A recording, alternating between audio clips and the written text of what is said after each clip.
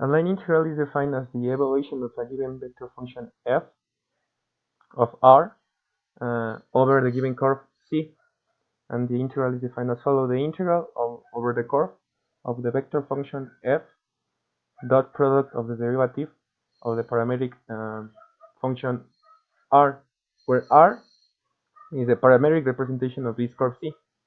Hence we will have something like this.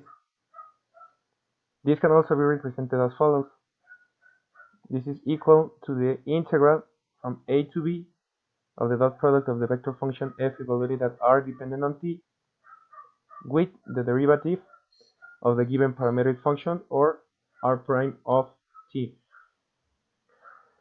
dt.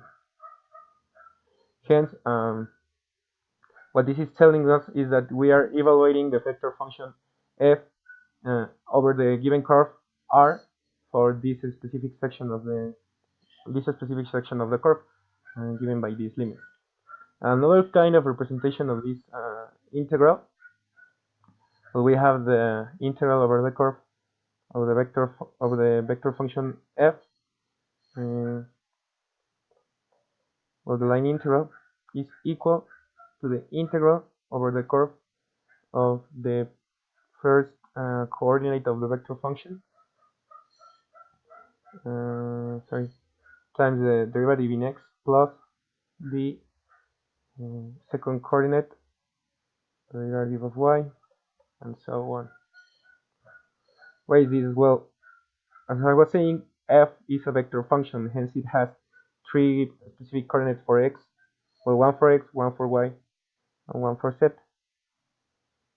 And if we evaluate this vector function over the given curve, well, we then have how the reason of change of the coordinate in x, or a component of x of the vector function, the component in y and the component in z, over the given curve c.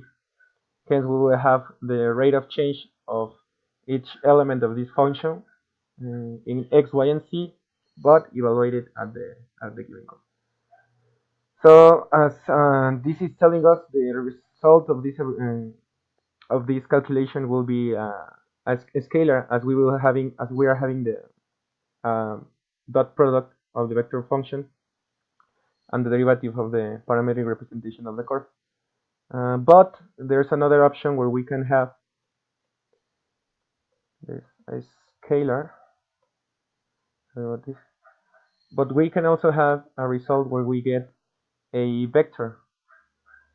Hence we will have something as follows: we will have the integral over the curve of the given vector function f of r, but this time derivative of time. Well, we have the rate of change of this vector function evaluated at the parametric representation of the curve, but over the time. So we will have, as I was saying, if f is something like this, the integral of the given curve, or the limits of the given curve, where we have something like this, of the function evaluated at the parametric representation on time over time times the derivative of time, and hence we will have something like this. A b, as we are saying, the vector function is defined by f1, f2, and f3, so we will have f1 evaluated at the parametric function r of t, and f3 r of t, and all these derivative in respect of time. Hence we will have all these will give us a vector. So we can also evaluate a line integral and obtain a vector as a result of the evaluation. However, there's another kind of evaluation of these line integrals.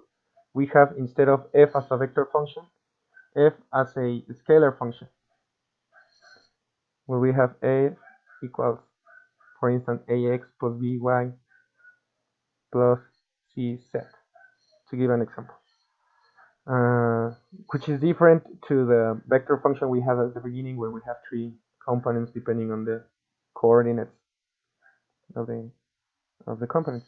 So these kind of integrals, where we have these kind of functions, can be evaluated as follows: where we have the integral over the curve of the given function evaluated at the parametric representation of the curve times the derivative of time. Hence we have the integral from a to b of f r of t times dt. And this will also give us a scalar, but it's different from the first one because we are not having a dot product. We're evaluating a scalar function over the given curve.